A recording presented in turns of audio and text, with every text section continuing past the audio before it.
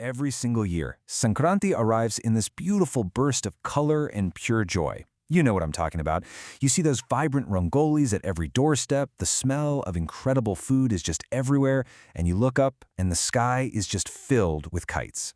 It's a festival we all know and really love. But have you ever just, taken a second amidst all the fun and asked why? I mean, why these specific things? Is Sankranti just about having a great time? Or is there something much, much deeper hiding behind these traditions we follow every year? Well, let's get into it, because the answers, they're honestly fascinating. I mean, just think about the traditions. First up, the sweets.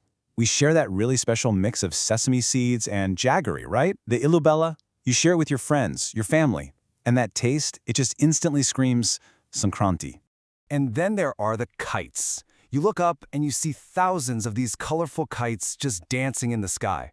It's such a beautiful sight, and it's become the symbol of the day. And of course, we follow so many different customs. Everything from cleaning our homes top to bottom to greeting each other in a very specific way.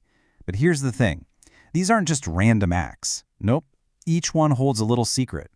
So what's the first huge secret we need to unlock? Well, it's something that makes Sankranti totally unique. See, this isn't a festival that's based on a regular calendar. Oh no, this one is dictated by the cosmos, by the sacred journey of the sun itself. In fact, the word Sankranti, it literally translates to change or movement. So the name of the festival itself is telling us we're celebrating a massive shift. And this isn't just about the season changing, it's about a change in cosmic energy. And this cosmic change is incredibly precise. On this very day, the sun makes a really important move. It leaves the zodiac of Sagittarius and it officially enters Capricorn, or Makara. This specific celestial event is the trigger. It's what marks the beginning of a very, very special period. And that period is called Uttarayana. Now, this is a 6-month phase that's considered incredibly auspicious in our culture. It's believed to be a time just brimming with positive energy, a perfect time to start something new, whether that's a new project, a new habit, or just a new way of thinking. So the key takeaway here is that Sankranti is the gateway to this whole season of positive change. Okay, so let's travel from the cosmos right down to Earth, because Sankranti also has these incredibly deep roots in the soil. For farmers, this is basically their new year. This is the moment when all the hard work of the past year finally pays off. The crops are harvested, the grains have come home. It's a time of abundance, of relief, and just immense joy. And you know what? It's a powerful reminder for all of us to celebrate our own harvests. The goals we've achieved through our own hard work. And at its very heart, this harvest celebration is all about one thing: gratitude. It's a moment to just pause and thank all the forces that made this harvest possible. Thanking the sun for giving that life-giving energy. Thanking the earth for its incredible bounty. And of course, thanking the cattle, the farmers' partners, for their tireless hard work. The message is just so crystal clear and so powerful. Never, ever forget the support systems that helped you get where you are. This festival teaches us to remember and to honor every single contribution, big or small, to our success. All right, so now that we get the cosmic and the agricultural roots, let's really unpack the symbolism behind the rituals we all know so well. Because this is where the real life lessons are hidden.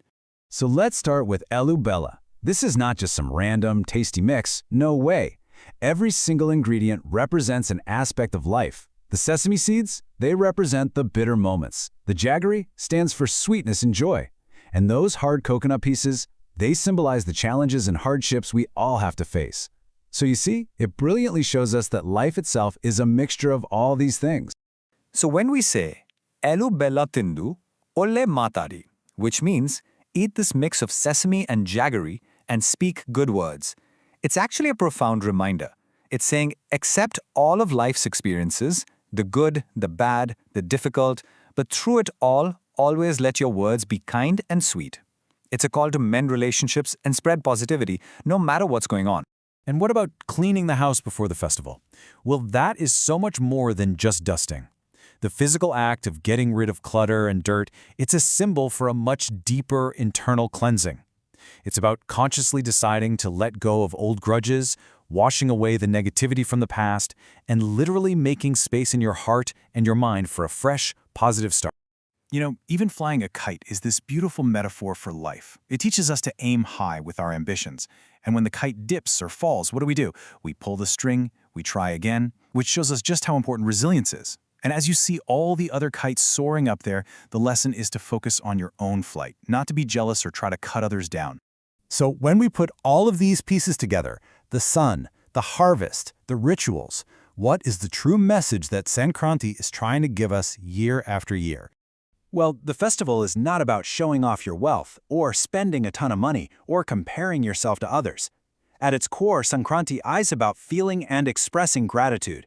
It's about committing to sweet and kind speech. And most importantly, it's about embracing renewal and a truly fresh beginning. And this brings us to what might be the most powerful idea of all. Maybe we should see Sankranti less as just a celebration and more as a moment for self-reflection.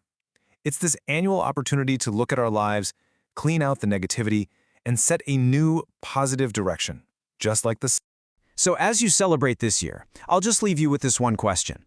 Knowing the true meaning of this day, a day of positive change and brand new beginnings, what change are you going to make? What will your new beginning be?